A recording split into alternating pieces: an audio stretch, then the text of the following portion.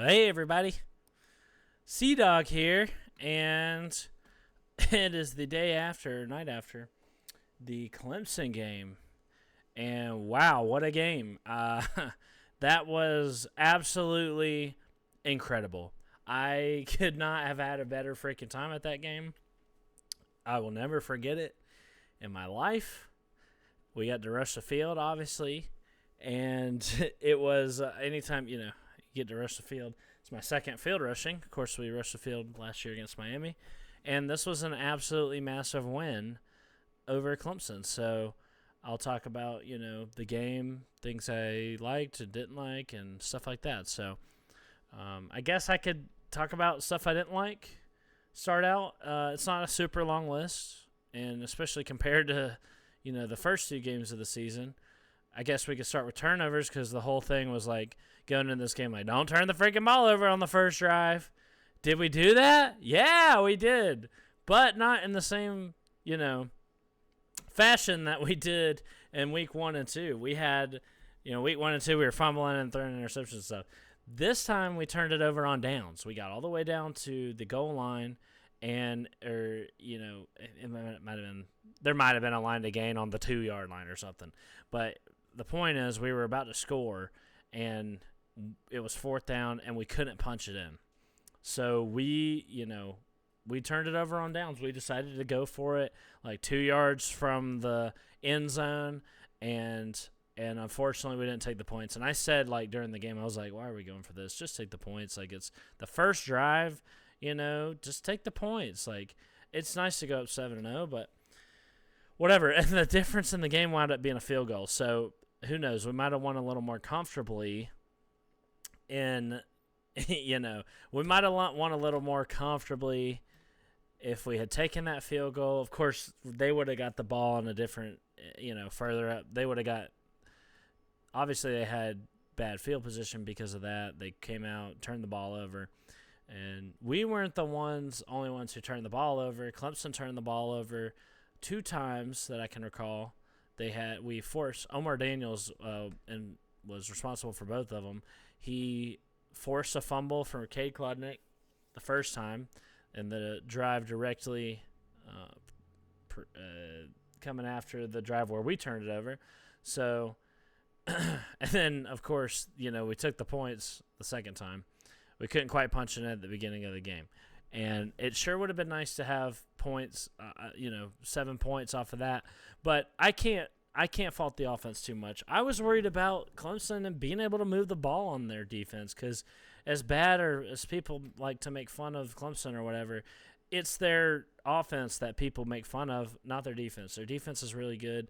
They, held LSU to whatever it was, 14 or whatever it was that they held LSU to, or 20. And then it's like it's not their defense that's the issue. And our offense is very good, so you'd say, well, maybe we should be able to move the ball against whoever we want. But reality is Clemson has an extremely talented defense. It's always been their strong suit. They're always going to have a great defense. So the fact that we were able to, move the ball on them, I was happy that we were able to crack 20 even. And our defense, what we really needed was our defense to play up to that level too, and they did. But as for what I didn't like, we also had a defensive. You look at those 3 points that we left on the board at the beginning of the game, and then you look at the scoring drive for Clemson later in the game, and we gave up a 3rd and 22. In their own territory, they were deep in their own territory, 3rd and 22, and we give up a run right up the middle, and that's just one play. And that drive for Clemson, was a scoring drive that we gave up a 3rd and 22, and it led to that. So, you take those 3 points and you take away, a 3rd and 22. You should be able to defend a 3rd and 22 every time. There's no excuse to give up a 3rd and 22. I don't care who you're playing. And we're winning that game comfortably, or a lot more comfortably than we were. So But I can't really complain about the defense at all. I don't know. There's really not a ton of complaints. We didn't have the penalties either. So I was saying going into the game, like the turnovers were one thing, penalties were another. We were terrible with penalties the first 2 games. Well, this game, not very many at all. Not many at all. We had maybe 2 or 3. So that's completely fine. Love it. And then one more thing. Good Lord. Punting in general. Punt return and punting. They are both.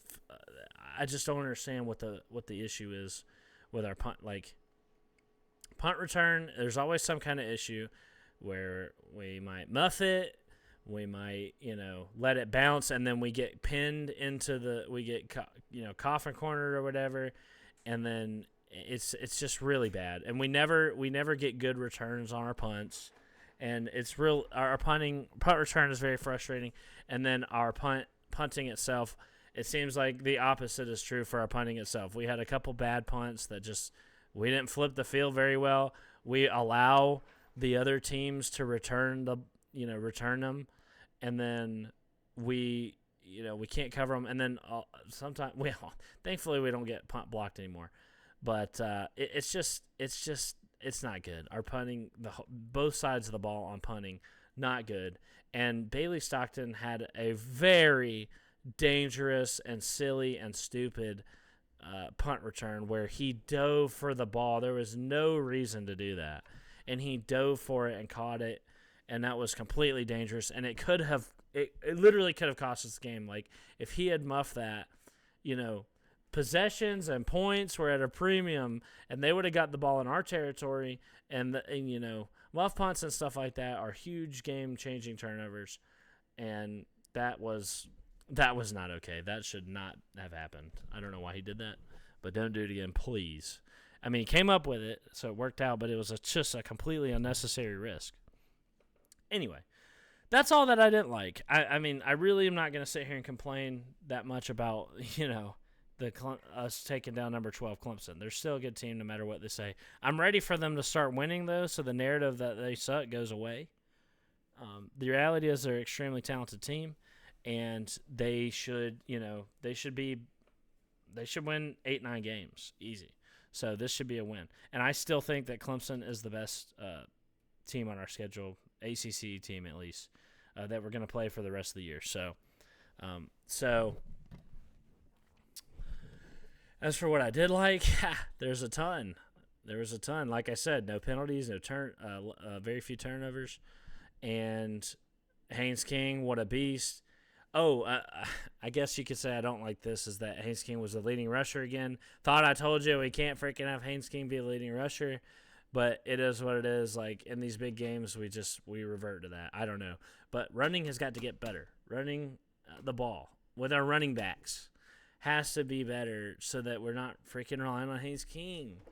We're going to lose him. He's not going to last. But he was great in this game, and the whole joke about Haynes King, like he plays better when he starts limping, and he's tough as $2 steak. Everybody loves Haynes King. Of course, I love Haynes King, and I want him to stick around. I really do. I want to protect him.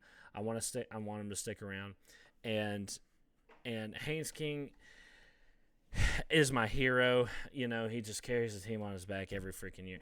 Every game, and he made some really good throws too. All I've been talking about, his shoulder and everything. We didn't, like I said, stretch the field a ton, but he was making 25-yard passes to dang Eric Rivers and Isaiah Canyon. God, what a pair those two are. And Malik Rutherford. We have such a good receiver core. I really love those guys. And Jamal Haynes, Hosley had some nice plays. It's just they're not the most consistent, Haynes King has 103 yards rushing himself. The rest of the team combined has 44. Not cool. But, if we have to rely on that in big games, then it is what it is, I guess. There shouldn't be any more left, though. There shouldn't be any more reason to rely on that. But,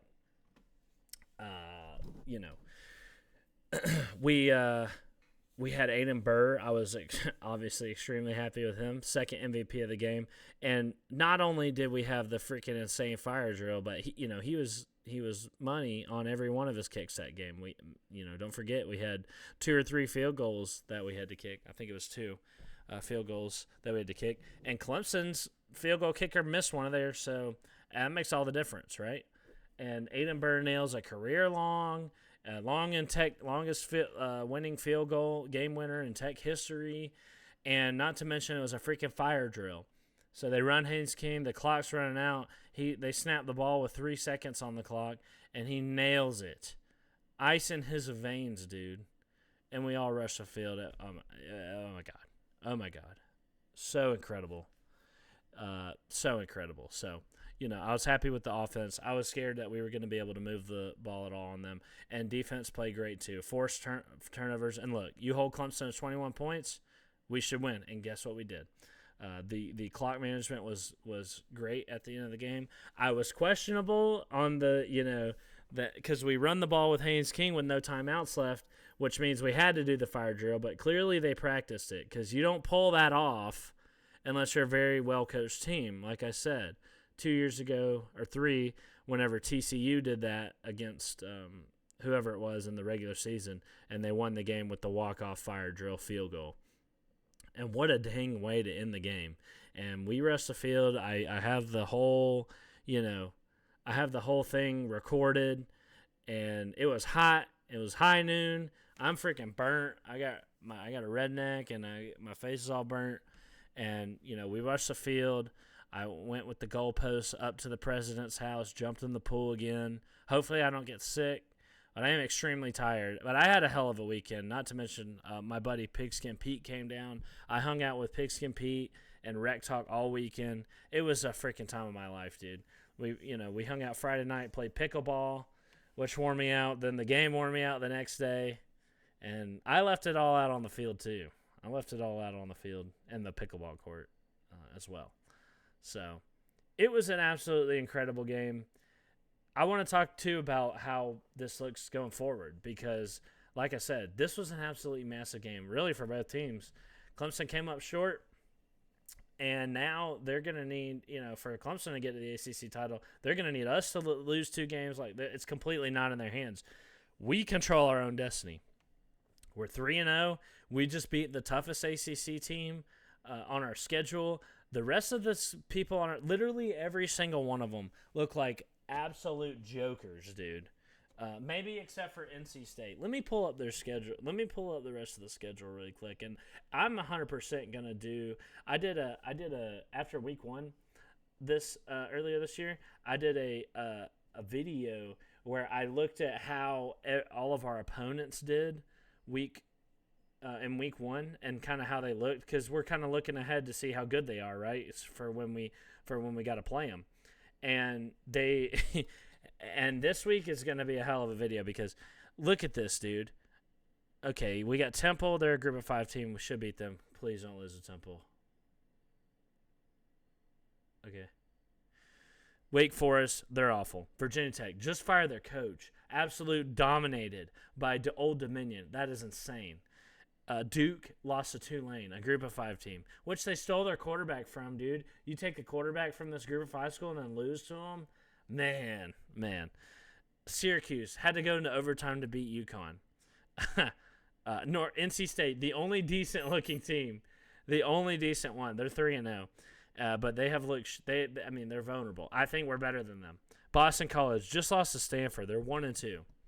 Pittsburgh lost to West Virginia, who lost to Ohio. So we're all thinking it. 11-0 going into the Georgia game? Like, hello? That's completely freaking possible. I said this after the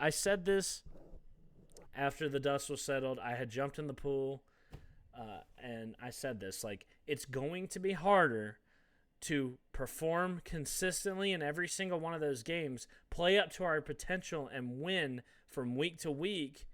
It's going to be harder to do that than it was to win this one single game. This was a huge, huge win. And Brent Key said it in his press conference. He was so emotional. He was so happy. Everybody was. But he said this makes next week even bigger. It absolutely does. We have to perform consistently. And I said this mentally about our team is that We don't play well as a favorite. It's one of my biggest freaking concerns going into this season.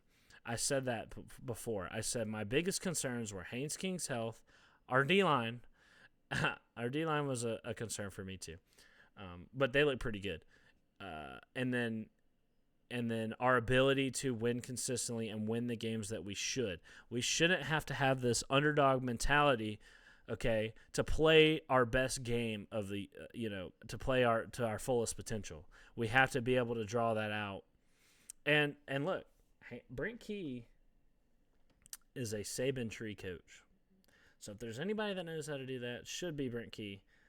He should be able to model whatever freaking technique it is, because the game's just as much mental. Whatever technique that is to trick your players into wanting to perform to their best every week, they ought to be hungry. They ought to be hungry, because we haven't won shit.